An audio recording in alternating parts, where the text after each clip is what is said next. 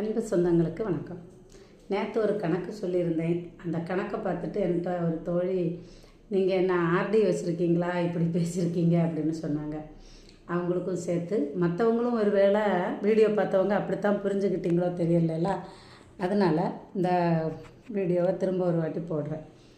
அந்த வீடியோ இல்லை, இது குடிகாரங்களுக்கான வீடியோ. மன்னிக்கணும், குடிகாரன்னு சொல்லக்கூடாதான். என்கிட்ட ஒரு சகோதரர் சொல்லிக்கிட்டாரு, மது பிரியர்கள், மதுவில் என்ன பிரியமோ தெரியலை, உங்கள் ஆயுசை குறைச்சிட்ருக்கீங்கன்னு உங்களுக்கு புரியலை. கண்டிப்பாக தண்ணி அடிக்கிறது, தம் அடிக்கிறதும் உடல் நலத்துக்கு கேடுங்கிறது உங்களுக்கு தெரியும், நல்லா தெரியும். ஆனால் நீங்கள் ஃப்ரெண்ட்ஷிப்பில் ஆரம்பித்து கடைசியில் அது வேறு லெவலுக்கு தண்ணி அடிக்கிறீங்க. 5 சிகரெட் அடிக்கிறவங்க 50 ரூபா ஒரு நாள் செலவு பண்ணுறவங்களுக்கு தான் நான் 5 லட்ச ரூபா 20 வருஷம் சொன்னேன்.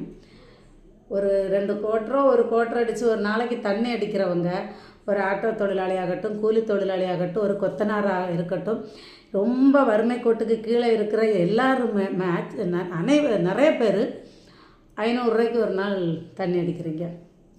50 ரூபாய்க்கு 5 லட்சம் 6 லட்சம் 5,40,000, அது எக்ஸ்ட்ரா வட்டி அதெல்லாம் பார்த்தா 6 லட்ச ரூபா, மினிமம் 5 லட்ச ரூபானா 500 ரூபா ஒரு நாள் செலவு பண்ணுறவங்க 50 லட்ச ரூபா 20 வருஷத்தில் மினிமம் நீங்கள் சம்பாதிக்க முடியும் தண்ணி அடிக்கிறவங்க. ஆனால் நீங்கள் சம்பாதிச்சிருக்கீங்களா? சொந்த வீடாவது வாங்கியிருக்கீங்களா? வாடகை வீட்டிலையே பிறக்கிறீங்க, வாடகை வீட்டிலையே இருக்கிறீங்க, வாடகை வீட்டிலையே இறக்குறீங்க. இந்த வீடை விட்டால் அந்த வீடு, அந்த வீடை விட்டால் இந்த வீடுன்னு வீட்டைத்தான் மாற்றுறீங்களே தவிர உங்கள் கேரக்டரை மாற்ற மாட்டேங்கிறீங்க.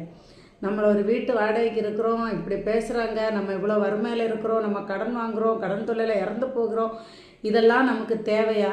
நம்ம அந்த தண்ணி அடிக்கிறது அது போதையிலிருந்து வெளியே வருவோம். எந்த ஒரு போதையாக இருந்தாலும் மனுஷனுக்கு தீங்கு தான் விளைவிக்குது, உயிருக்கு ஆபத்து தான். 50 லட்ச ரூபாங்கிறது லட்சம் இல்லை, 1/2 கோடி. நீங்களும் கோடீஸ்வரர் ஆகலாம். தண்ணி அடித்து ஆரம்பிச்சிட்டாங்க போன ஜென்ரேஷன். இன்றைக்கி 50, 60, 70 வயசில் இருக்கிறவங்க திருத்த முடியாது.